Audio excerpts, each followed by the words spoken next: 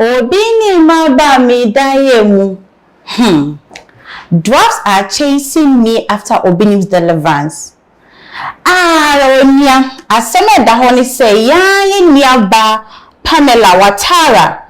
Esi efi say Obinim de ni satodo so obom paye ma no ne hu todo da ebepem samwe na yin na ye bekaya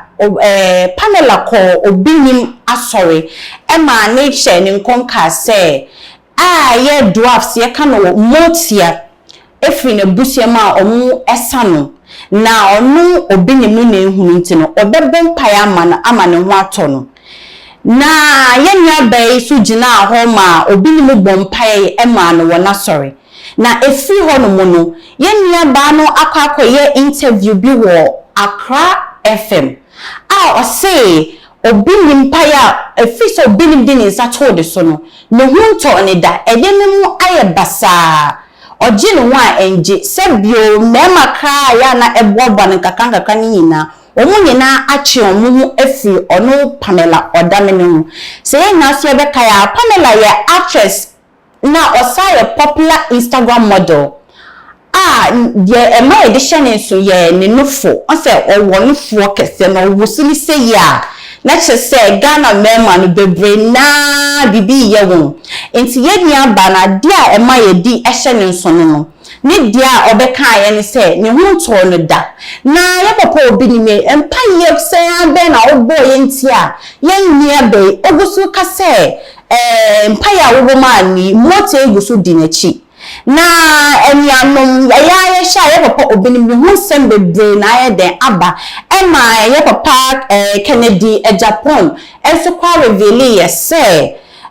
Pamela date Obinim na nyese empire keke na ye den oboma no na oni ni che empona emu odin na ensem ni besekulate ya ye ka wa Ghana fo so de unje so mo so ensem mo mu nchem omo kan ya ma asem ni ye de ekosi be na enu chemu ene koda ye kakra na efi say ye interview Pamela osakopeja asem ni biom sa be ka say Obinim efi so de ni sato no enyema nko ye de ema no na ye shemusu a efi satan ya Obinim bompaye ma Pamela enyele bebre na koso beti Pamela na ni sam wa hase ekodu one na yas ho asem ena na tornado susu ebebe kan ensem kakra efa Pamela ho entini ya o shemu a wotimi hu se efi da ye papa Obinim din nsa to Pamela so entina amasan social we nyina ato no na ni interview ni mu no Pamela ka se ono de onjina babia enye ne ho se bibia akoso ye wona babon abra nyema ye de enkoso na okan se ye nyama no bi ho no ma se nyema bi nkoso o ma babon ma aya no ma feki no mo ye se bibia ye okay but ono de unchantro enka se bibia akoso ye but nyema de enkoso ye bako se ye de ona babon no guso aka biem se dilimpa ye ya papa bi ni eboma anana ni nsa Obinim de to ne so no pa die enche ye ama no efise nyema basabasa nko ana ye de etoto no emota no gusu di ne in fact enso so da ye ka enenu so kwa enso hu bi se emotie edi nechi na ninya ensemi die anu odi ye spirits who ewo na busie mu no enye de enfree ne hoye entropa de onche be enfree ne hoye kra enhu sesa ye bia wona babo se na no sitie no sa no tie na enka ebe na ni je se enka ye papa Obinim bompaye man no ko besa ba asorinim aba bede nyame asese ampa no kwasem na nema bi se na ye de ha me na ye papa Obinim bompaye man no aye de etwecha ye ni na ya sha ye hu adansidie won sorry bebre mu se nkwa sorry na se bi odifo bi hu bi wo wado abom na so ka kirewa na wo bo ogutimi ye hu enema ma wo ema wo hu towa aye ye hu adansidie nkofu ba ekọ sorry ho koye de ekodi adanse e de hyenya medin animonyam but yen hu ni sa wo ye nuaba Pamela ho na oka ne se enke wo senka Obinim bompa ye ma ne wieye no e wo senka obedi adanse but onu de ne de aka no se anyesa onu ni de koso na babom na ye den koso na sema o mepese mbuza papa Obinim me na adentia na mutie ya wo ka ho asemi egusu bi ye nuaba Pamela echire asemi die ye fe me pantoma asemi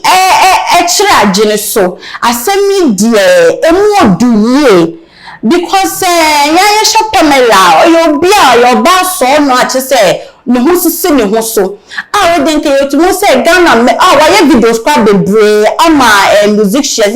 ya Ghana musicians why videos bebre amom enke den ke ni sanke e beti ni se bia wedding bells are ringing since but since so for bomb paya man say bibia timi koyie dia ne wo se yetimi se Pamela wa be den oba be worry and I say beti so Pamela timi bie big shop be after Obinim here the bomb paya man because we don't say so different bomb paya man na se wo ho towa esenchani na de esi achire enti se Obinim bompa ma de ko se esenchani be pwe o se nkesi weche but ye hu ni sa wo Pamela babom but onu de che se difficulties na eden she's going through na papa Obinim me pa trero na dia na ko ba ye tia ma Dwarfs omugusu ye den edi Pamela echi na ye papa kan de Japan sakas biom se enye sempena ka chi ka kan mochi na one ne ye den eda ogusu ne ye den eda a mochi mpena enti no ye sister Pamela se wako Obinim mo na se anye ya me sure say there other pastors e bia so kwa omo de ombeti na ye den echichajo enti kaka me na bless mama no se bia kokko try other pastors she se bia wokọ ho no a bia ombebo ama nwa ye den ato na wetime aye den enya fa ho die enti ko ensem kakra me ba ya bidi ebetu janye efa ye nuaba Pamela ni Obinim ma ba me daye mo masansi subiom na me din de efiansroma ensroma ba ko pe I mean maybe entertainment news media brom na meka say subscribe because too much GH on YouTube, Instagram, any Twitter. I am a part of I comment no for to us anyone jenchra uwo edifa assembly mu makramu edasene yebese hia